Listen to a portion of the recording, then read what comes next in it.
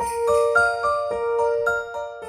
everyone and welcome back to episode 5 in our Santa game I made for Christmas.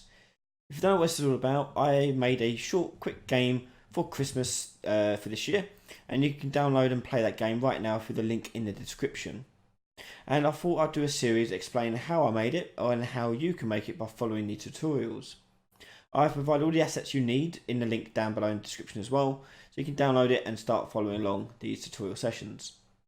In this session, we're going to start looking at adding the candy canes. So the candy canes are going to be collectibles that you can find in the world and collect, sort of like the coins in Mario or the rings in Sonic the Hedgehog. So what I've done here is I've imported already my mesh from my candy cane along with its material, like so. And the material I've given it, I'll just show you, a very basic one in the specular, so it's shiny, and 0 in the roughness, so it's got a bit of reflection on it. So you get that sort of gloss you get with candy canes. So add that to your material, and that's kind of it for the import. So on my actors, I'm going to create a new blueprint class, and I'm going to choose an actor class. And this is going to be called candy cane. And the candy cane is going to have a static mesh. And that mesh is going to be our candy cane, like so. And I'm just going to give this a slight tilt, like so.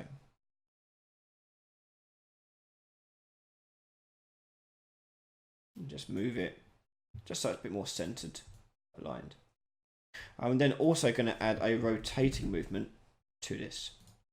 And the rotating movement, when I click simulate, you'll see it makes it rotate on the spot. I'm just going to slow it down a bit. So select on rotating movement, and on the right hand side, rotation rate says 180. I'll change this to 90. Simulate, and let's see how that looks. That's a bit better. So with that done, we're going to add a let's do a sphere collision for this. And the sphere collision, we're going to put just above the candy cane. I'll make the candy cane a little bit higher up in the world as well. It hovers above the ground essentially. There we are. Okay, and so simulate, and you can see it happening there. Perfect. So the sphere collision is going to be detected when it's picked up. So let's go to the event graph, and let's just get rid of what's currently there. With the sphere currently selected in the component list, right click on your graph and go begin overlap. And choose add a component begin overlap. From the other actor on this, we want to compare whether or not we are colliding with the player character. Go equal object. And then from the other pin, we can get the player character. So the player character is going to be compared with this. I'm going to put this into a branch, like so. So if it is the player character, I'm simply just going to take it to destroy itself. Like so. And that's kind of it. So I'll drag that into the world, and the player can walk into it and pick it up. So that's the basic candy cane. However, I want to go a bit further with this. So I want to give it some layout patterns that will make it easier for me to place around the level. And also I want to make the candy cane a little bit bigger. So let's go and first of all do that. So I'm just going to change my static mesh here and type in, make it twice as big. And the sphere, again, twice as big. Let's position that better. That's better, I think. A bit more easier to see. So as I said, we want to do some layout for this. So rather than place them individually one by one, it'd be a lot better to place layouts which will automatically adjust them to the floor beneath them. This is how something like Mario is done to create their coins. So I'm going to right click in here and choose a new blueprint class and choose actor. And I'm going to call this one candy cane line. And the candy cane line is going to store 3 candy canes in a line. So I'm going to go add component and choose a child actor. With it selected, go to the right hand side and choose a child actor class from the drop down to be the candy cane. and you should see it appear. Now I'm going to turn my snap on to 100, and I'm going to duplicate this twice. So Control W will duplicate it, and with that one selected, I can move it to the left just once, like so. Then I'm going to duplicate that again, and I'm going to put this on the other side, like so.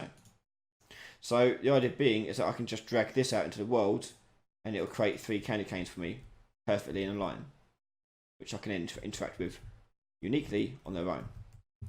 But as I said, you want it to also adjust on level. So for example, if I was to place this candy cane line on the stairs, I want them to snap downwards so they sit and lie on the stairs. So to do that, we need to change how it works. So on the candy cane line, we're going to use a construction script to adjust their position. So first thing we're going to do is drag each of these components out onto the graph. Then I'm going to do a make array, and in make array I'm going to add 2 pins for the other 2 to get an array of each of my candy canes.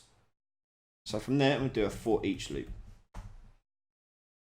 And the for each loop is going to do a line trace by channel, and we want to change its trace channel to be camera. So the line trace is going to draw a line from the candy cane down to the floor, and when it hits the floor it's going to report on that location and set that as the new location for this child actor. So from the array element here, we're going to get location, get world location, and plug that into start. The end position is the world location, add -1000. So it goes straight down by 1000 units. With that, I'm going to go and right click on out hit and choose that to split. So I've got location, out hit location as an output here. So I'm going to now drag my array element out here and set location, set world location to be equal to out hit location. And there we kind of have it. So click compile. Let's go back to the world. You'll see it's already done it for the candy canes. And if I was to, as a level designer, adjust this, I could just move this up like so, and it will adjust my candy canes as I need them to be. Yeah. So as a level designer, I don't have to worry about lining them up perfectly. I can just go bosh, bosh, bosh, and just add whatever ones I want. So that's the candy cane line. I also want to do a circle. So I'm going to do right click on it and duplicate that and do it candy cane circle. Open it up and go to the construction script and disconnect it for now, just whilst we work. Go back to the viewport and you can see the 3 that we set up previously. But it's a duplicate actor. So for this we need to set up a circle of them. So I'm going to take this middle one and I'll move it to this direction here, and I'm going to duplicate it again and put a 4th one there. So I've got like a little circle of them, and I can do as many of these as I like. So I've got a circle, I can make a bigger circle, I can do different shapes if I like, whatever I want, but this will do for here. I also want them to say rotate all around as well. So I can do a rotating movement here and change the speed that this rotates to be, say, 10, and click compile. Go to your construction script and rehook that back up, and don't forget to add the last child actor to our array. Compile and close.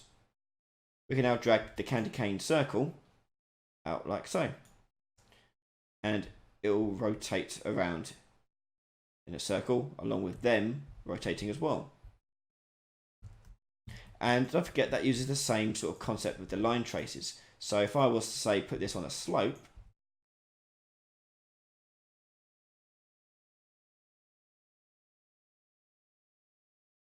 it will adjust them to be on the slope. try that a bit further up so you can see it even clearer. There you go.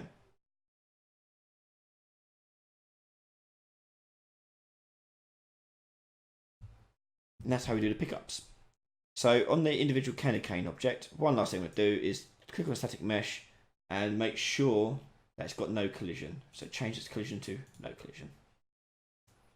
But the sphere is handling all the collision on it, so that's all that matters. Play. And you can see how using the candy cane lines and circles can make it a lot quicker to place the candy canes in these sort of positions. Okay. And that's how you can add all different types of shapes and combinations and then place them around your level as you wish.